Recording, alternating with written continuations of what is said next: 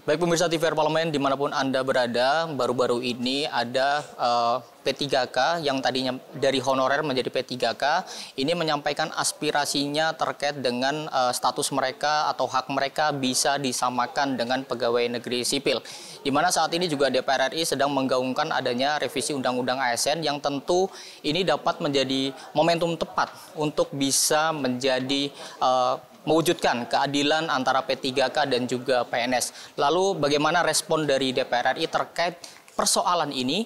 Sudah bersama saya pemirsa anggota Komisi 2 DPR RI Bapak Ahmad Doli Kurnia Tanjung dari fraksi Golkar. Pak, ini ada aspirasi dari para P3K nih Pak terkait dengan bisa disetarakan menjadi PNS. Kemudian DPR juga sedang akan menggodok revisi Undang-Undang ASN. Bapak melihatnya seperti apa? Ya, pertama saya mau menyampaikan bahwa sebetulnya revisi Undang-Undang ASN itu tadinya menurut saya tidak perlu ya, karena kan kita baru menyelesaikan ya. Itu menjadi Undang-Undang Nomor 20 Tahun 2023 dan saya waktu itu sebagai Ketua Komisi 2 yang memimpin langsung itu 3 tahun loh kita selesaikan waktu itu undang-undang itu. Jadi undang-undang itu relatif cukup baru dan waktu itu sudah mengakomodir semua hal yang krusial. Nah, yang kedua, sekarang itu memang berhembus adanya revisi undang-undang tentang ASN itu ketika Mahkamah Konstitusi kemarin memutuskan lagi, ada orang yang mengajukan judicial review lagi ya. Kemudian meminta supaya KASN, lembaga seperti KASN yang tadinya dihapus di dalam Undang-Undang 20 tahun 2003 itu dihidupkan kembali. Sekarang kalau kemudian ada lagi ya tuntutan seperti itu, menurut saya ini harus hati-hati ya. Kita harus melihatnya secara umum, secara makro gitu loh. Pertama apa yang saya sebut sebagai umum dan makro itu, bahwa kita memang meminta kepada pemerintah untuk melakukan penataan ya, konsolidasi dan penataan serta peningkatan kualitas dari birokrasi kita. Salah satunya adalah penataan dan peningkatan kualitas dari ASN kita gitu loh. Nah, tentu kita berharap ASN kita baik PNS maupun P3K itu adalah bagian dari bagaimana meningkatkan pelayanan publik. Jadi artinya kualitas dari ASN kita itu baik PNS maupun P3K itu juga harus terjamin. Harus juga diterapkan sistem meritokrasi ya, yang baik, yang berprestasi itu diberi reward gitu ya. Yang kemudian tidak perform, tidak baik kinerjanya gitu atau punya masalah ya tentu harus ada punishment-nya gitu. Nah, dan itu semua bisa dilakukan kalau misalnya dari awal ada kriteria kualifikasi ya kan.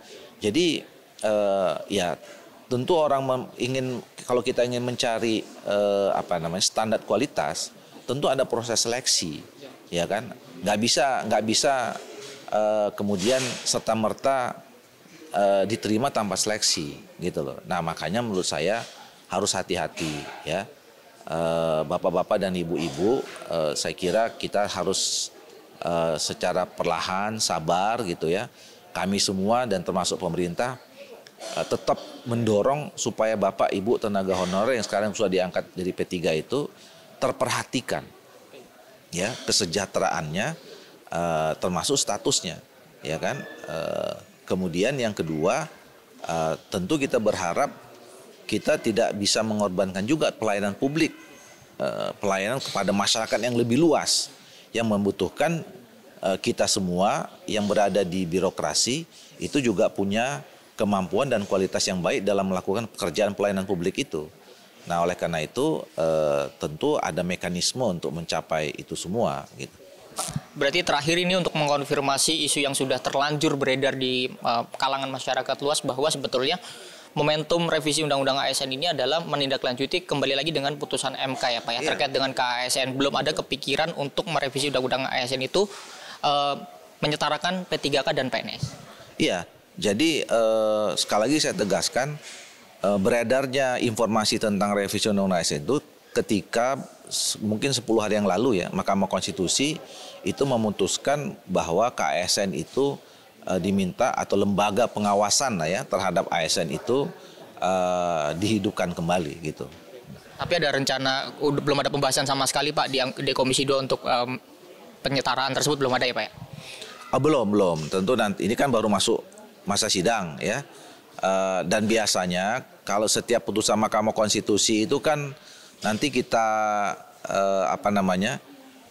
kita bahas dulu di pimpinan, kemudian juga di Badan Musyawarah, dan kami sedang menunggu dari BKD karena sebetulnya putusan Mahkamah Konstitusi ini kan banyak ya. Banyak, dan kemudian kita sedang minta list nih kepada BKD mana putusan-putusan Mahkamah Konstitusi yang memang harus kita lanjutkan untuk disesuaikan undang-undangnya gitu terhadap putusan Mahkamah Konstitusi itu. Baik, terima kasih Pak Doli dan selamat melanjutkan aktivitas kembali. Oke, salam ya. Baik Pak.